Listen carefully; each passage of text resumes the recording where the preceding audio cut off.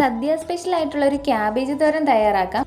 തേങ്ങയിലേക്ക് പച്ചമുളക്, വെളുത്തുള്ളി, കറിവേപ്പില, ജീരകം എന്നിവ ചേർത്ത് നന്നായി ചതച്ചെടുക്കാം. ഇനി നമുക്ക് ചൂടായ പാനിലേക്ക് വെളിച്ചെണ്ണ ഒഴിച്ച് ചൂടാകുമ്പോൾ കടുക് പൊട്ടിക്കുക. ഇനി അതിലേക്ക് കറിവേപ്പില, വറ്റൽമുളക്, ചെറുതായി അരിഞ്ഞ വെളുത്തുള്ളി, ചെറുതായി അരിഞ്ഞ പച്ചമുളക് എന്നിവ ചേർക്കാം.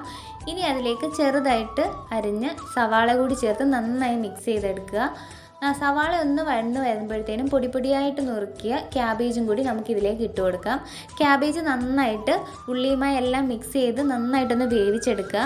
ഉള്ളിയുടെയും ക്യാബേജിൻ്റെയും വെള്ളമെല്ലാം വറ്റി ഒന്ന് ഡ്രൈ ആയി വരുമ്പോഴത്തേക്കും നമുക്കിതിലേക്ക് മഞ്ഞൾപ്പൊടി, ഉപ്പ് എന്നിവ ചേർത്ത് കൊടുത്ത് നന്നായിട്ടൊന്ന് മിക്സ് ചെയ്തെടുക്കാം. ഇനി ഇതിലേക്ക് തേങ്ങ ചേർത്ത് കൊടുക്കാം. തേങ്ങയും കൂടി ചേർത്ത് നന്നായി ഇളക്കി യോജിപ്പിച്ച് ഒന്നും കൂടി നമ്മുടെ ക്യാബേജ് വേവിച്ചെടുക്കണം. ഇപ്പോൾ നമ്മുടെ ക്യാബേജ് തോരൻ റെഡി ആയിട്ടുണ്ട്. അപ്പോൾ വളരെ ടേസ്റ്റിയായി ഈ തോരൻ എല്ലാവരും ട്രൈ ചെയ്ത് നോക്കണേ.